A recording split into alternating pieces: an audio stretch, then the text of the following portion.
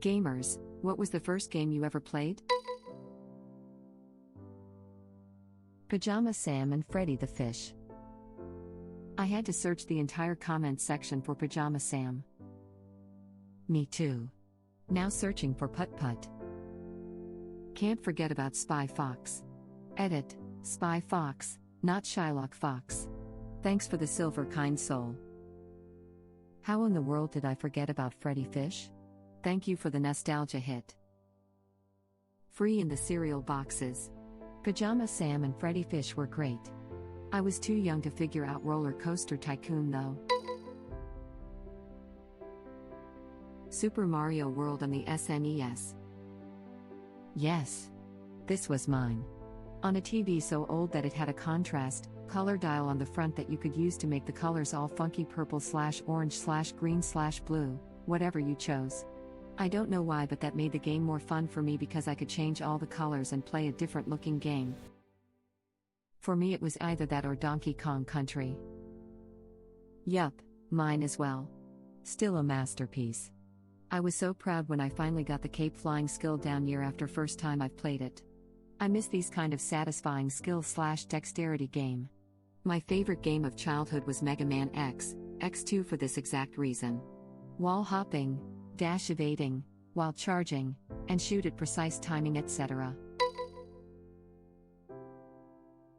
Damn, plenty of Atari games. I unfortunately remember E.T. because it's burned into my brain. I had to scroll way too far down to find my Atari 2600 brothers. This is what getting old feels like. My first game was Warlords. I was 5 years old and played with my parents and sister. The idea of a 4-player game using paddle controllers pretty much blew my young mind at the time.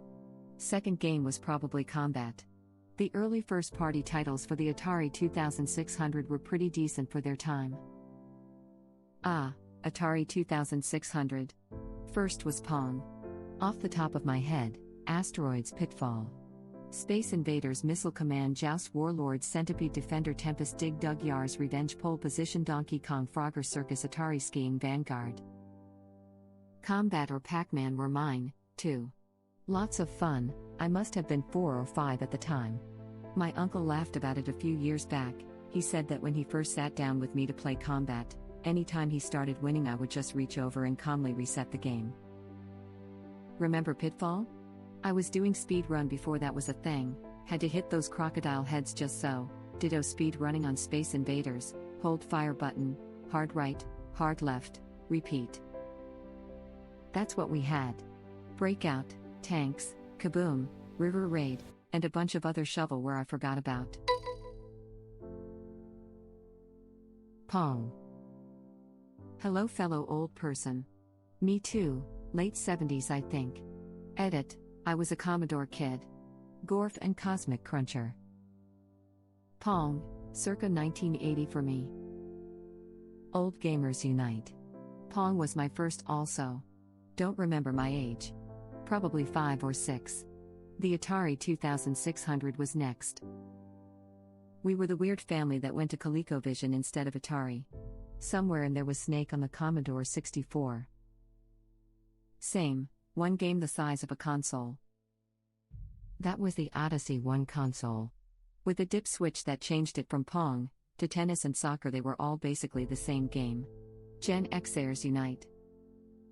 Same. Demo unit from the store my dad managed. Simple, mind-numbing fun. Super Mario Bros. I think. I was 9 years old when that game came out. I cannot stress enough just how groundbreaking that game was when it came out compared to what was available at the time. Most of us who were young when the NES came out had been raised on the Atari 2600, which, while decent enough for its time, was positively humbled by what the NES could do. The difference in quality between what we'd had up to that point and what Super Mario offered was immense, unlike anything we'd ever seen.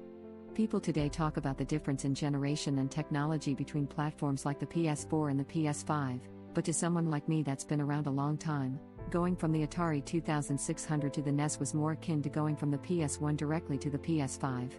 Compared to the early days of gaming, everything looks incremental to me when a new platform is released now. We went from beeps and bops, sounds, and blocky squares and lines shooting little dots across the screen to actual effing graphics and actual effing music when the Nes hit the scene. You kids today don't realize just how good you have it. Hell, I played on the original Pong console in the 70s. A whole gaming system with just basic Pong.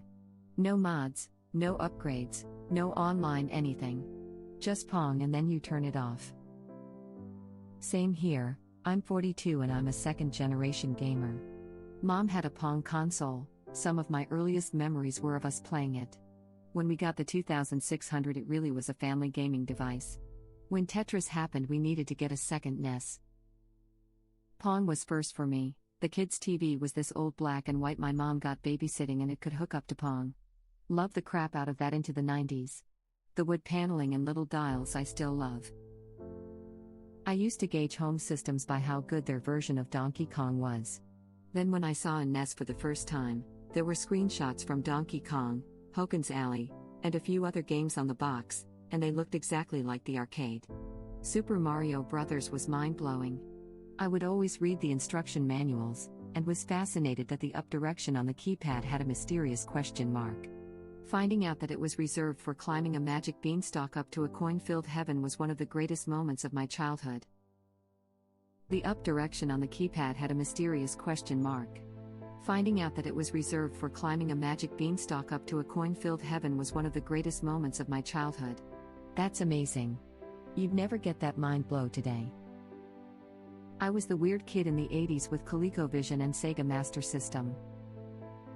Holy crap, you're the other kid who had ColecoVision? I can still remember in middle school, reading in Nintendo Power about the upcoming N64 and its three-dimensional graphics, and being completely floored. I didn't understand how it was even possible. Me too. Me 3. Yup. Well, it was either this or Duck Hunt. I honestly don't remember which I played first, considering they came on the same cartridge. I had the dual cartridge too. I enjoyed Duck Hunt, until I would miss and the dog would laugh at me. So yeah. That 45 seconds of Duck Hunt was great. Pokémon Blue. Pokémon Crystal, and the story is funny. My old dentist when I was 5 had a prize wheel you could spin after your appointment. Usually it was some cheap toy from the dollar store. I actually managed to get the grand prize, which was a Game Boy Advance with a game. I was 5 so I had no idea what to pick, so he just said pick a color, and that's how I ended up with Pokémon Crystal. Lol. Still one of my favorite games ever. He said pick a color and you picked Crystal? I think I said blue. But I don't remember if he was holding the games out in front of me and might have just picked the one closest to blue. Haha, he was offering you a choice of starter Pokémon. Was he a professor by any chance? Funnily enough, I did choose Totodile. Not because he was blue, but because he looked the coolest. Pokémon Yellow for me. With the special edition yellow Game Boy Color. What a effing awesome Christmas that was. Tetris. Boom Tetris for Jeff, and if there's any modern Tetris players who want to play a friendly game, me, you, Tetrio, tomorrow at 6. Some people are asking what time zone, I'm EST. Real crap? Sure. Boom Tetris for Jonas. That video was gold. Spyro at age 4. It was in English because I didn't know how to set it in German, and I run around and played how I wanted to and never left the first world. Still love it to this day. Grew up with Spyro 2. Have you tried the remake? It's so beautiful. The nostalgia hits hard. Because of the relatively open world, I think Spyro still holds up really well. The remakes are wonderful. The remake is basically how I remember the graphics from back then. This is exactly how I explain the Spyro and Crash remakes. It looks like I remember it looking, but seeing how it actually looked blows my mind that I remember it being great graphics. Lol. Spyro the Dragon was my childhood. Looking back to it now, it looks easy. But for 7-year-old me, that game absolutely frustrated the hell out of me. Can't tell you how many times I fell to my death and felt like rage quitting. The original Spyro was pretty easy to finish the story on, but not easy to get 100% on. There are several dragons not required for story completion that are extremely difficult to get to for kids/casual gamers. Two that come to mind are an isolated platform in treetops and a hidden room in haunted towers. Did you ever manage to leave the first world? They're counting on you. Nope, never. The PS1 I had got forgotten as I grew older, and then I saw my dad throwing it away. But I really want to get the remake and beat it. Wow. So how bad have things gotten then? Is there still time to even rescue the land? The forces of evil have reigned for nearly 2 decades now. What even will the world look like? Is anyone you once knew still alive? This is the kind of thing that would mind break my kids. Naturally, I'll go tell them about what happens when you don't finish a game. Maybe the forces of evil had a heart attack a few months into their reign and a new, identical force of evil is threatening to take over, but it's currently just in time for you to stop it.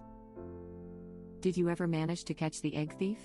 8-year-old me lost my mind with joy the first time I caught that bastard.